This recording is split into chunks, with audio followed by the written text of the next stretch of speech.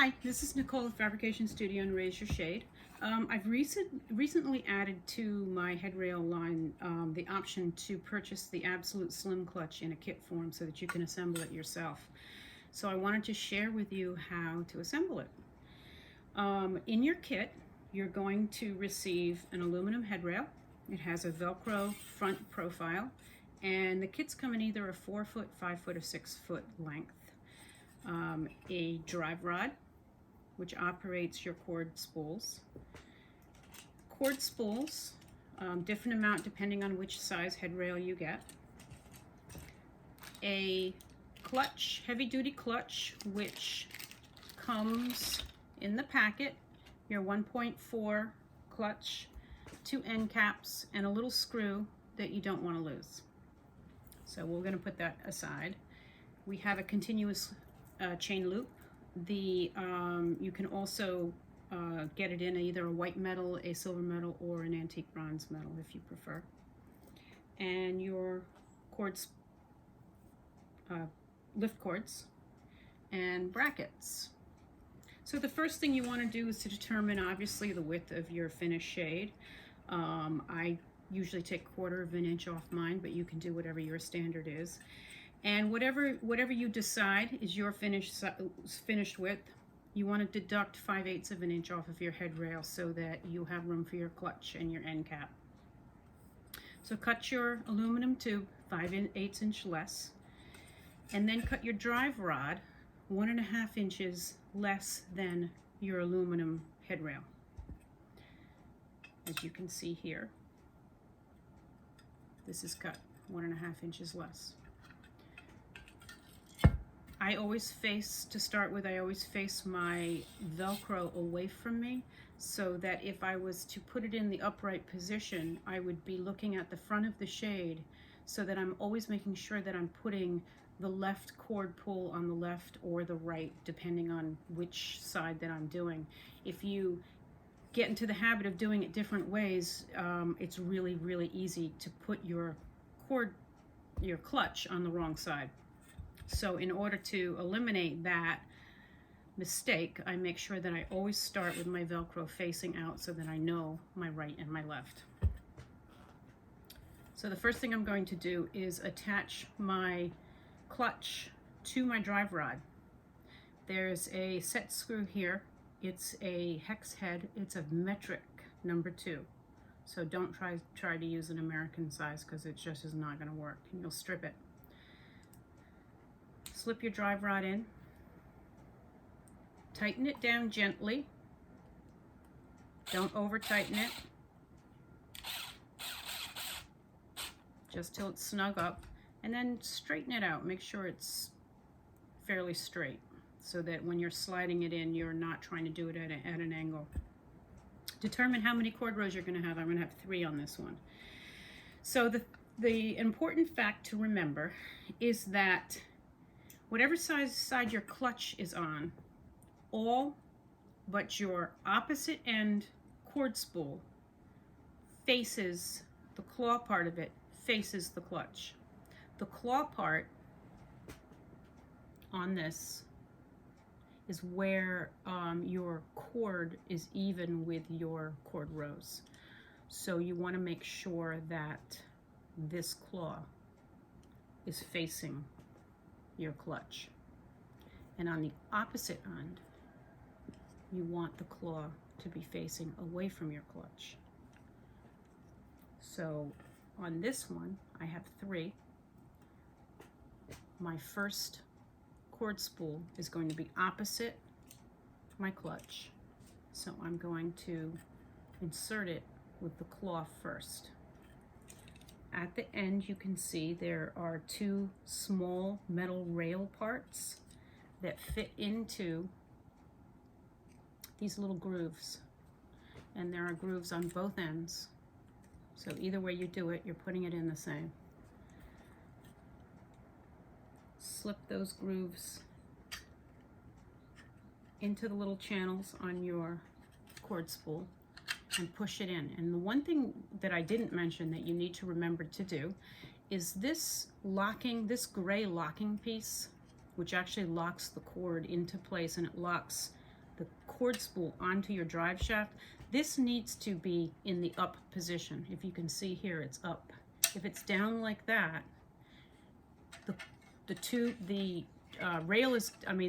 cord spool is going to rotate, but it also, you will not be able to put your drive shaft in. So if it's down, make sure you take something, tweezers or something, and just push it up so that it's in the up position. So I'm going to slide that on. Sometimes they're a little hard to get in, but you can take a hammer and gently tap it so it's in all the way. Be careful that you don't slip and catch your hand on the end of the rail. So I'm going to slide that down. So the next one, this one is facing away from my clutch. All the rest of them are going to be, the claw is going to be facing my clutch. So now this one's going in the opposite direction. I'm checking my cord lock, little gray lock, to make sure it's up. Slipping it in.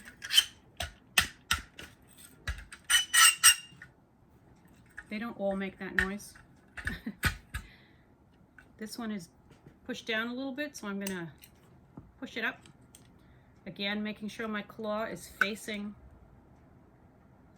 my clutch, slipping that one in.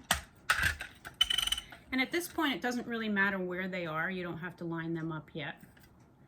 So now I'm going to slip my drive rod in, making sure that this flat piece of this clutch is even with the opening of your headrail, because it slips in like that. At the top, at the end, is a little hole, and that's where your screw goes.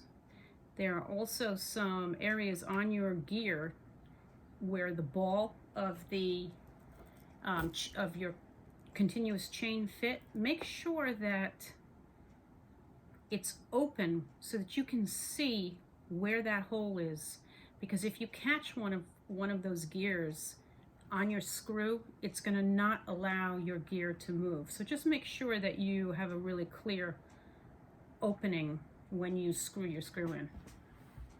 You'll know what I mean when you do it. So I have a little ratchet screwdriver.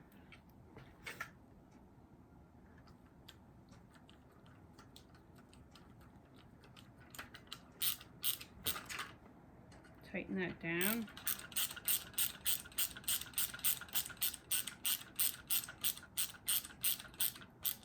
Snug it up. Now you can put your continuous cord on. Make sure that the balls all really fit in the channels well, otherwise your end cap is not going to fit on there. There's two end caps.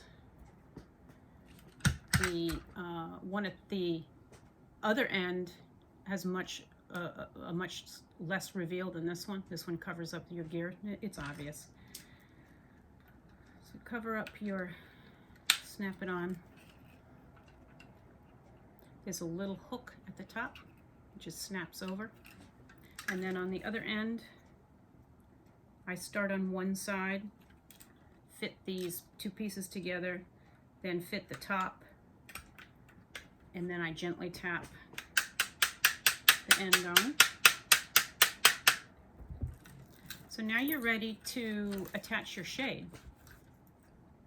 Once your shade is Velcroed on, you can determine where your cord rows are, and you can match each one of these hook ends up with your cord row. So we'll just take a guesstimate here. This one would be in the middle, like that. So now you take the knot end of your cord, and the knots fit inside these locks. Make sure you put the tail of the knot all the way in first. Then pull the cord through, hook it around the claw, and then push your lock down. It's a sort of a two-step lock. You want to make sure it goes all the way in. If it doesn't, when you try to turn this, it's not going to turn. If a piece of your tail is sticking out, it will also stop your cord rolls from turning. slip the tail in first, pull the knot through, hook it around, push this down, 1, 2. And then the last one goes the opposite way.